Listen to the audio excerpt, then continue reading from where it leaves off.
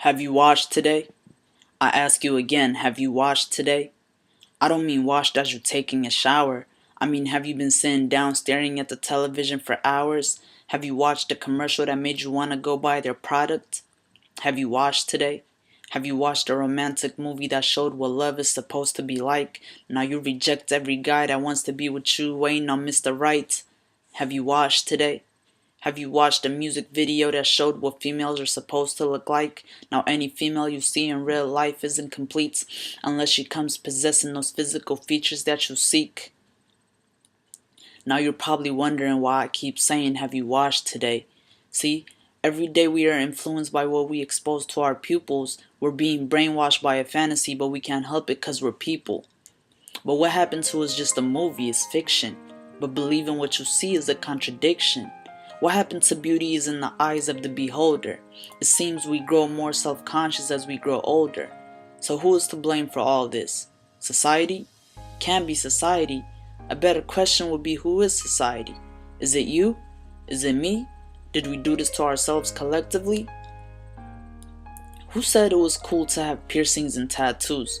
Nothing against it as long as that body art represents you. Who said it's sexy to have 6 bones sticking out from your stomach? Who said there's a certain body type that every human should covet? Who said it's abnormal that your abs are not showing? Who said tight jeans and mini skirts are the only way you get attention? Who said your hair isn't beautiful without adding extensions? Who said being smart and well spoken isn't cool? Basically, I just want to know who's cool enough to decide what's cool. Is it the celebrities with personal stylists helping them put on an outfit? Whatever they're wearing, you gotta have it. You'll eat where they'll eat if you can afford it. See, that's the trick of commercializing. We praise these celebrities, but there's a thin line between imitating and idolizing.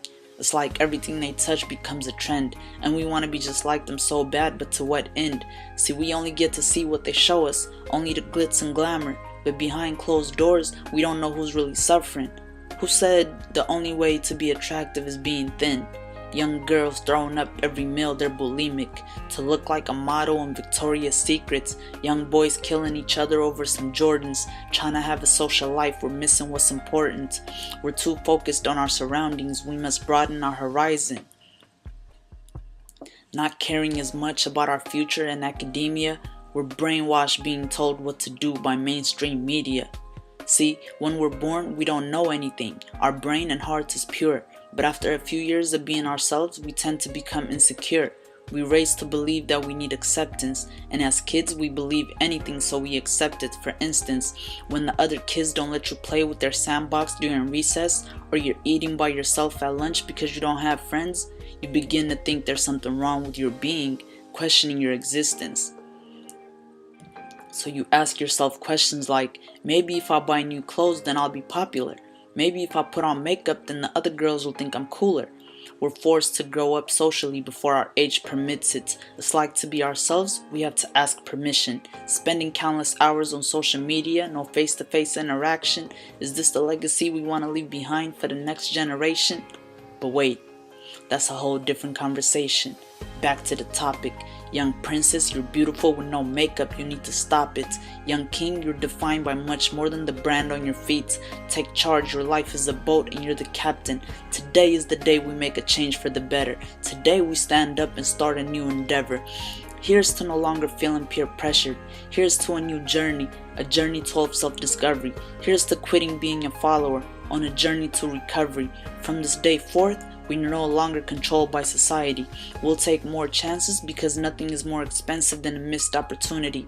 It doesn't matter your race, sex, or nationality. Starting from today, we're the main authority. No longer will we let another person tell us what makes us happy. Starting today, we do whatever we please. No longer will we get on a diet to fit other people's needs or reject any meal that we want to eat. No longer will we be victims to what's on the television. We're no longer trying to fit in. Today we on a new mission. Today we're gonna embrace our creativity, no longer relying on others and start appreciating our entity. Today we gain our independence from materialistic items. Today we're gonna stand in front of the mirror naked and appreciate the reflection, because until we learn to love ourselves, no one else could show us affection. Today we're gonna be adventurous, no rules. We're gonna take a trip to another country, Explore, we're gonna sing loud, dancing in the rain, live more. We'll learn to be compassionate, caring, and help the poor. We'll cut out the negative people from our lives and avoid drama. This marks the day we start living for ourselves because tomorrow isn't promised. Don't think you're too old or too young. Today is your prime.